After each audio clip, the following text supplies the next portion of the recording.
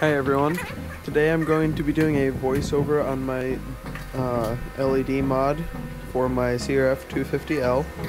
So the first thing you see me do is I take the seat off, and then I take the side plastics off. The next thing I do is I have my Asian hold up my front fender while I take that off. I then use bug and grease remover on the front fender to remove any dirt or particles that could make the duct tape not stick as well.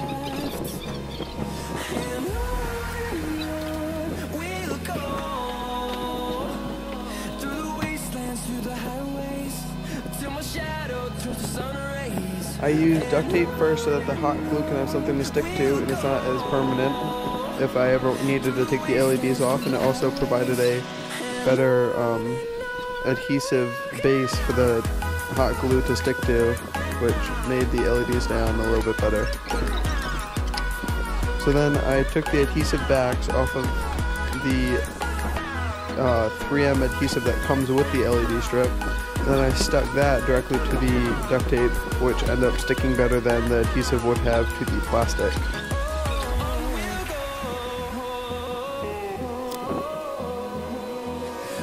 I then show what kind of connector I'm going to be using from the power to the battery. It's this little loop connector that I just crimped onto the wires.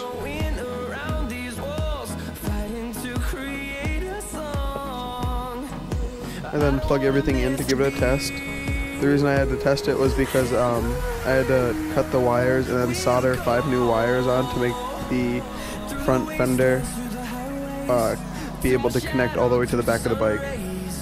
And then you see my hot glue job that I did. I did hot glue on both sides, which provided a lot of strength. You can also see that I duct taped all the wires up to make sure that it didn't get snagged on anything and that they wouldn't get cut. I then put the front fender back on, once again having Sam hold it for me to make it a little bit easier. Then you can see how I routed the wires. I routed them up the forks, under the side plastic right here. And then I made them travel along the same line as another group of wires that I found. And then I tucked them under the frame, which you see here. And then from there, I just traveled all the way under the rest of the metal parts and then plugged them into the connector. Then you can see here again, these are the side plastics now. I am cleaning them with the bug and grease remover. This is for car paint. Again, I put duct tape down, and then you can see me struggling to get the adhesive backs off of the LEDs. And I stuck them in. And these had to have a slight bend to them, so I put the hot glue on first, let that cool a little bit, and then I put a piece of duct tape over the the plastic, and then I put it over the LED to kind of hold it down as the hot glue dried and made it bend.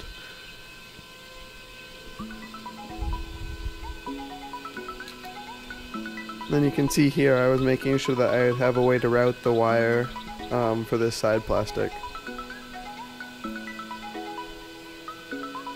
The hardest part of this build was probably getting those little adhesive backs off of the LEDs. A lot of hot glue is also used during this build. So then you can see here, for the front fender LEDs, I just routed this side LED along the same path. And then I zip tied them together. And then I put the side fender back on. I used 3 different cups to keep the bolts that I had in order so that I wouldn't get them all mixed up and messed up.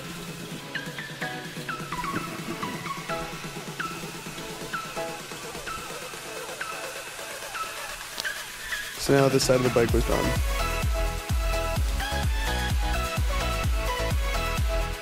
This part was a little tricky.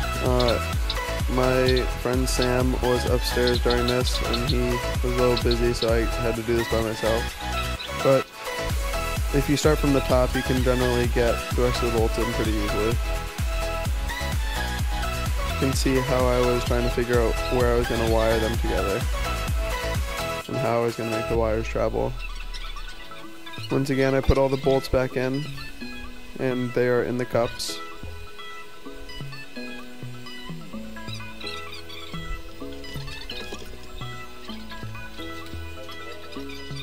My dad was checking out my wiring job that I did in the front fender.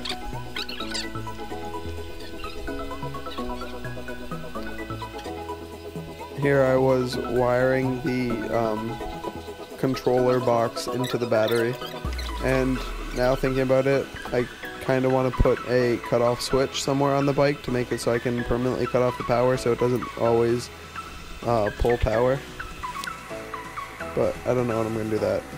Here you can see I put the brackets in the back under the back fender.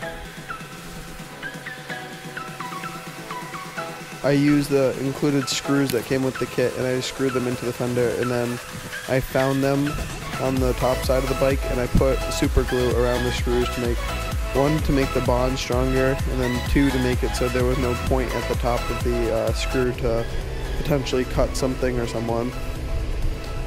And here you can see I am routing the wires under the back of the frame, and then my girlfriend scared me, and yeah.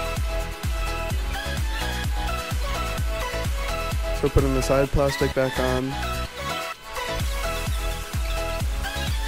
putting the adhesive on the back of the controller box, sticking it to the back of the subframe, pressing it out a little bit. And then all you're going to do is snap the plastics back together and then put the seat on, and you are golden. It was a pretty easy install, and I would recommend it to anybody who loves LEDs like I do. Thanks for watching.